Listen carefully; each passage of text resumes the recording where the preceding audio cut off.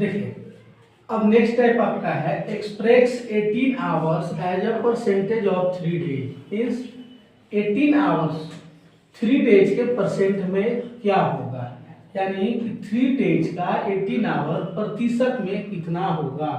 तो देखिए यहाँ आवर है और यहाँ डे है, और इतना याद रखिए कि कभी भी तुलना हमेशा बराबर की चीजों में होती है, बड़ा छोटा में तुलना नहीं होता है। और यहाँ हम परसेंटेज में भी कंपैरिजन करेंगे, तो यहाँ आवर है और यहाँ डे है। तो पहले हम 3 डे को चेंज कर देंगे आवर में। तो 3 डे बराबर 3 इंटू 24 आवर। क्यों? क्योंकि 1 डे बराबर 24 आवर होता है। तो 3 डे बराबर 3 इंटू 24 आवर मीन 72 आवर्स होगा। अब देखिए अब आपका प्रश्न हो रहा है कि 72 आवर्स का 18 आवर्स कितना परसेंट होगा। तो हमारा टोटल जो फाइंड आउट है वो 18 आवर है, तो 18 को ऊपर में लिखेंगे, और टोटल घंटा हमारा 3 डे में 72 होता है, तो नीचे में 72 को लिखेंगे, और प्रतिशत में इसको चेंज करने के लिए हम 100 से मल्टीप्लाई कर देंगे। 18 4 जा 72, 4 के टेबल में 25 टाइम्स में 100 आएगा। इसका मतलब होगा कि 25% हमारा जो होगा वो 18 आवर के बराबर होगा। तो हम कह सकते हैं कि 3 डे का 25% 18 आवर होगा।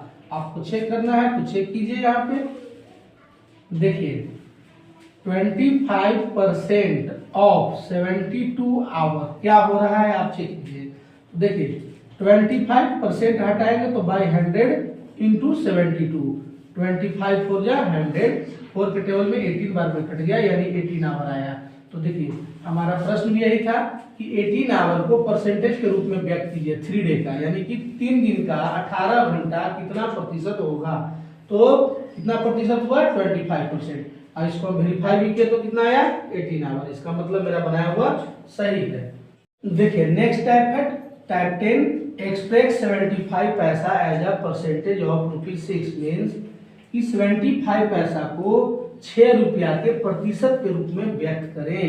मतलब कि 6 रुपये का 75 पैसा कितना प्रतिशत होगा। तो देखिए यहाँ हमारा रुपया है, यहाँ हमारा पैसा है, तुलना हमेशा बराबर में होगा, बड़ा छोटा में नहीं होगा। इसलिए सबसे पहले 6 रुपीज को आप पैसा में चेंज कर दीजिए। तो 1 रुपया में 100 पैसा होता है, तो 6 रुपया में 100 से हम मल्टीप्लाई करेंगे तो यह पैसा में कन्वर्ट हो जाएगा। 6 रुपया में 600 पैसा होगा। तो यहाँ तक तो हम चेंज कर दिए, दोनों अब हमारा इक्वल हो गया। अब देखिए 600 पैसा में से 75 पैसा कितना प्रतिशत होगा, हमें यह निकालना है। तो 75 को ऊपर लिखेंगे, 75 को ऊपर लिखेंगे, और टोटल जितना होगा उसको हम नीचे लिखेंगे, और परसेंट में बदलने के लिए हम 100 से मल्टीप्लाई करते हैं। अब देखिए 2 जीरो से 2 जीरो कट जाएगा, 3 के टेबल में 2 बार में आएगा, 3 के टेबल में 75 25 बार में आता है। इसका मतलब क्या हुआ 25/2% इसका वैल्यू होगा। या इसको हम पॉइंट में चेंज करें तो 12.5% इसका वैल्यू होगा। तो हम कह सकते हैं कि 12.5% ऑफ ₹6 इज 75 पैसा। यदि कोई कहे कि कैसे चेक करके बताओ या वेरीफाई करके दिखाओ, तो देखिए वेरीफाई आप कर सकते हैं। 12.5% ऑफ ₹6 इज इक्वल टू 75 पैसे। अब इसको चेक कीजिए कि होगा या नहीं होगा। तो देखिए ये आपका RHS है राइट हैंड साइड, और ये आपका LHS है लेफ्ट हैंड साइड, क्योंकि ये राइट हैंड है और ये लेफ्ट हैंड है। तो बराबर जो है इक्वल का जो साइन है, इसके इधर वाला राइट साइड और इधर वाला लेफ्ट साइड हो जाएगा। तो इधर वाला ये हो गया 75 पैसा राइट साइड में, और 12.5% ऑफ ₹6 हो जाएगा लेफ्ट हैंड साइड। अब इसको हम हल करेंगे बाबू, तो 12.5% हटाएंगे तो बाई 100 हो जाएगा ऑफ। अब देखिए ये पैसा है, इसलिए हम इसको पैसा में चेंज करेंगे तो 600 पैसा हो जाएगा। ठीक है, अब इसको हम काटेंगे तो 2 जीरो से 2 जीरो भी कट जाएगा। अब दोनों को हम मल्टीप्लाई करेंगे, यहाँ हमारा 75 पैसे हैं। अब इसको मल्टीप्लाई कीजिए, 6 5 जा 30 की 0 कैरी 3, 6 2 जा 12, 3 15 की 5 कैरी 3, 15 की 5 कैरी 1, और 6 1 जा 6 और 1 7। पॉइंट के बाद 1 नंबर है, तो 1 नंबर के बाद पॉइंट डाल देंगे। यहाँ हमारा है 75 पैसे। देखिए यहाँ भी हमारा आ गया 75 पैसे, और इधर भी हमारा हो गया 75 पैसे। तो इस प्रकार हम कह सकते हैं कि LHS is equal to RHS, दोनों वेरीफाई हो गया, यानी कि मेरा बनाया हुआ सही है। देखिए अब हम लोग देखते हैं नेक्स्ट टाइप, क्वेश्चन नंबर 11 हम लिखे हैं, find the number whose 13% is 65। Means find means पता करना, फाइंड मीन्स पता करना, नंबर मीन्स संख्या, हुज मीन्स जिसका, हुज मीन्स जिसका, इज मीन्स है, यानी कि प्रश्न क्या कर रहा है, अगर इसको हिंदी में लिखे तो प्रश्न क्या कर रहा है कि find the number with 13% is 65, मतलब कि वह नंबर पता कीजिए जिसका 13% का वैल्यू 65 है। देखिए बाबू, प्रश्न तभी आपसे बनेगा जब आप उस प्रश्न को सही से समझ पाइएगा। यदि आपको प्रश्न समझ में नहीं आएगा तो क्वेश्चन आपसे आप तुक्का पे बनाइएगा और आपको कभी सही नहीं होगा। तो मान लीजिए कभी बाई द वे आपसे एक बार सही हो जाए, लेकिन ज्यादातर आपका गलत होने का संभावना है। क्यों? क्योंकि तुक्का आपका सही मैच में नहीं होता है। तो इसके लिए पहले प्रश्न को समझिए, फाइंड द नंबर यानी नंबर पता करो, हुज जिसका 13% है 65, 13% ही 65 यानी 30% है 65, यानी वह नंबर पता करो जिसका 13% 65 है।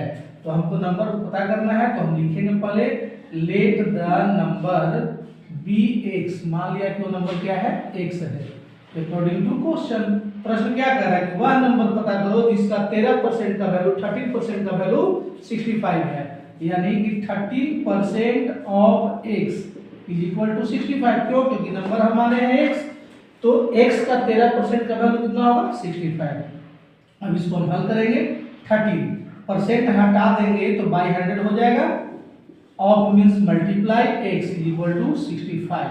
अब इसको कटेगा नहीं तो मल्टीप्लाई कर देंगे, 13x by 100 is equal to 65।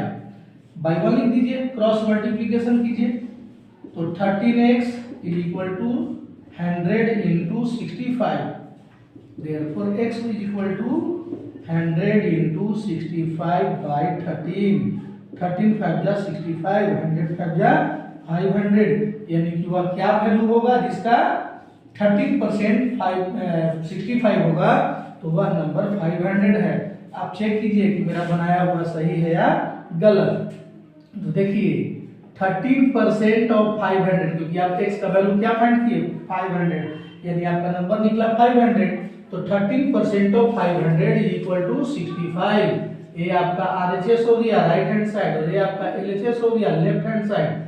अब देखिए जब राइट हैंड साइड और लेफ्ट हैंड साइड दोनों वैल्यू इक्वल आ जाए तो समझिए कि आपका बनाया हुआ सही है। तो 13%, तो परसेंट हटाएंगे तो बाई 100 हो जाएगा, of means multiply is equal to 65, double zero से डबल जीरो कट जाएगा, 13 5 जा 65 इज इक्वल टू 65। कहेंगे verify LHS is equal to RHS। और देखिए ये तो हो गया डिटेल से, पूरा एग्जाम हम बना लिए, मतलब जिसमें हमको फुल मार्क्स मिले, 6-7 का बच्चा के लिए हुआ। अब मान लीजिए कि किसी को MCQ रखना है, OMR भरना है, तो इस क्वेश्चन को हम कैसे कम समय में बना सकते हैं, या वह बच्चा जिसको कोई भी कॉम्पिटिटिव एग्जाम में OMR रखना हो तो वह कैसे इस प्रश्न को कम समय में बना सकता है। देखिए यहाँ दिया हुआ है कि वह नंबर पता कीजिए जिसका 13% 65 होगा। इसका मतलब कि 13% का वैल्यू कितना है, 65, और वह नंबर अपने आप में कितना परसेंट होगा, 100%। तो 100% का वैल्यू हम निकाल देंगे तो वह नंबर निकल जाएगा। तो इसको शॉर्टकट में बनाएंगे हम, 13% इज इक्वल टू 65, तो 1% का वैल्यू क्या हो जाएगा, 65 बाई 13।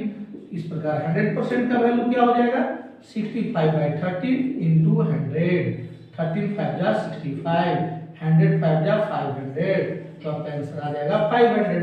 देखिए इतना छोटा में बनाए हैं तब भी 500 आ रहा है और इसमें भी 500 आ रहा है। याद रखिए मैथ आप कितने भी तरीका से बनाइए, जैसे भी बनाइए, आंसर एक आएगा तो आपका बनाया हुआ सही है, आंसर 2 नहीं। अब हम लोग नेक्स्ट टाइप देखते हैं, क्वेश्चन नंबर 12 या type 12। What amount is 10% more than ₹90? Means what means क्या, अमाउंट मींस धन, इज मींस है, मोर मींस ज्यादा, देन मींस तब होता है, लेकिन यहाँ पे होगा सी 90। यानी कि क्या कर रहा है क्वेश्चन, कौन धन, क्या धन 10% ज्यादा होगा 90 से, यानी कि वह कौन सा धन है जो 90 का 10% से ज्यादा होगा। तो देखिए 90 से 10% ज्यादा होगा, इसका मतलब कि 90 तो होगा और 90 से 10% ज्यादा होगा, यानी कि 90 तो होगा और 90 से वह धन क्या होना चाहिए 10% मोर। तो 90 का हम 10% पहले निकालेंगे। तो देखिए 90 प्लस 10 बाई 100, क्योंकि परसेंट हटाएंगे तो 100 हो जाएगा, इंटू 90, एक जीरो से एक जीरो, एक जीरो से एक जीरो, तो ये हो गया 90 प्लस 9 यानी कि 99, यानी कि वह धन जो 90 का नया 90 से 10% ज्यादा होगा, वह धन क्या होगा 99। देखिए इसको एक तरीका से आप और बना सकते हैं। आपसे पूछ रहा है प्रश्न कि वह कौन सा धन है जो 10% ज्यादा होगा 90 से, मतलब कि 90 से 10% ज्यादा होना चाहिए। तो पहले ये निकालिए कि 90 का 10% कितना होता है। तो पहले निकालेंगे हम 10% ऑफ ₹90। तो 10% हटाएंगे तो बाई 100 इंटू 90, एक जीरो से एक जीरो, एक जीरो से एक जीरो, यानी 9।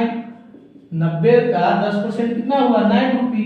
तो हमसे पूछा कि 90 से 10% ज्यादा होना चाहिए, इसलिए रिक्वायर्ड अमाउंट बराबर 90 प्लस 9, 90 प्लस 9 यानी कि 99।